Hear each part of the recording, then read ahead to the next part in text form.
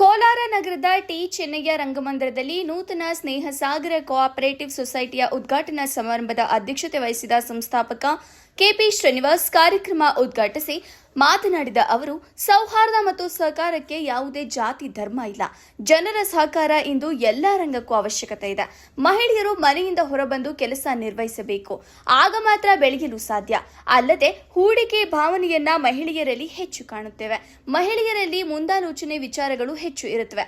ತಾಳ್ಮೆ ಇದ್ದಲ್ಲಿ ಸಹಕಾರಿ ಸಂಘ ಮುನ್ನಡೆಸಿಕೊಂಡು ಹೋಗಲು ಸಾಧ್ಯವಾಗುತ್ತದೆ ಎಂದರು.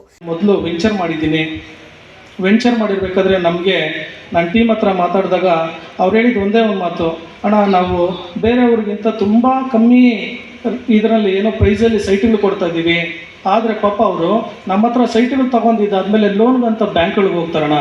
ಆ ಬ್ಯಾಂಕ್ಗಳವ್ರು ಅವ್ರಿಗೆ ತುಂಬ ಕಾಟ ಕೊಡ್ತಾರಣ್ಣ. ಅವರು ಏನೋ ಸ್ಯಾಲ್ರಿಡ್ ಇರೋದಿಲ್ಲ, ಸೆಲ್ಫ್ ಎಂಪ್ಲಾಯ್ಸ್ ಇರ್ತಾರೆ, ಸಿಬಿಲ್ ಕಮ್ಮಿ ಇರುತ್ತೆ, ಎಲ್ಲ ಸರಿ ಇದ್ರೂ ಯಾವುದೋ ಒಂದು ಚಿಕ್ಕ ಕಾರಣ ಇಟ್ಕೊಂಡು ಅವ್ರಿಗೆ ಲೋನ್ ಕೊಡೋದಿಲ್ಲಣ್ಣ. ಎಂಡ್ ಆಫ್ ದ ಡೇ ಅವ್ರಿಗೆ ಲೋನ್ ರಿಜೆಕ್ಟ್ ಮಾಡ್ತಾರೆ, ಅವ್ರು ತುಂಬ ಬೇಜಾರು ಮಾಡ್ಕೊತಾರೆ ಅಂತ ನನ್ನ ಟೀಮ್ ನನ್ನ ಜೊತೆ ಮಾತಾಡಿದಾಗ ಅವಾಗ ನಾವೆಲ್ಲ ಯೋಚನೆ ಮಾಡಿದ್ರಿ, ನಾವು ಇಷ್ಟೆಲ್ಲ ಮಾಡ್ತಾಯಿದ್ದೀರಿ, ಆಯಿತು ನಾವೇ ಒಂದು ಸೊಸೈಟಿ ಅಂತ ಮಾಡಿ ಆ ಒಂದು ಏನು ಲೋನನ್ನು ನಮ್ಮ ಕಂಪ್ನಿಯಿಂದನೇ ನಾವೇ ಕೊಡೋಣ ಅಂತ ಯೋಚನೆ ಮಾಡಿದಾಗ ನಮಗೆ ಹೊಡೆದಿದ್ದೆ ಈ ಒಂದು ಕೋಆಪರೇಟಿವ್ ಸೊಸೈಟಿ. ಆಮೇಲೆ ಬರೀ ಕೋಆಪರೇಟಿವ್ ಸೊಸೈಟಿ ಮಾತ್ರ ದೇಶದ ಆರ್ಥಿಕ ಶಕ್ತಿ ಹೆಚ್ಚಳದಲ್ಲಿ ಸಹಕಾರಿ ಸಂಘಗಳ ಪಾತ್ರ ಪ್ರಮುಖವಾಗಿದೆ. ಅದರಲ್ಲೂ ಮಹಿಳೆಯರು ಹೆಚ್ಚು ಉಳಿತಾಯ ಮತ್ತು ವಹಿವಾಟಿನ ಮೂಲಕ ಗಮನ ಸೆಳೆಯುತ್ತಿದ್ದಾರೆ. ಮಹಿಳೆಯರ ಸಹಕಾರ, ಬೆಂಬಲ, ಪ್ರೋತ್ಸಾಹದಿಂದ ಸಹಕಾರಿ ಸಂಘಗಳು ಉತ್ತಮವಾಗಿ ಬೆಳೆಯುವಂತಾಗಿದೆ ಎಂದು ಹೇಳಿದರು.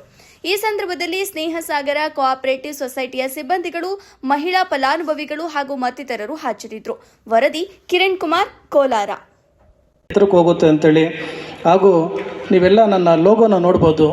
ಎರಡೂ ಕೈ ಸೇರಿದೆ. ಎರಡೂ ಕೈ ಸೇರೋದೊಂದು ಸ್ನೇಹ ಸಂಬಂಧ. ನನಗೆ ಗೊತ್ತಿಲ್ಲ ನನ್ನನ್ನು ಯಾರು ನಡೆಸ್ತಾ ಇದ್ದಾರೆ, ಒಂದು ಶಕ್ತಿ ನಡೆಸ್ತಾ ಇದೆಯೋ ಅಥವಾ ಇವರೆಲ್ಲ ನಡೆಸ್ತಾ ಇದ್ದಾರೆ ಅಂತ ಎಲ್ಲರ ಮುಂದೆ ಉದ್ಘಾಟನೆ ಮಾಡ್ತಾ ಇದ್ದೀನಿ.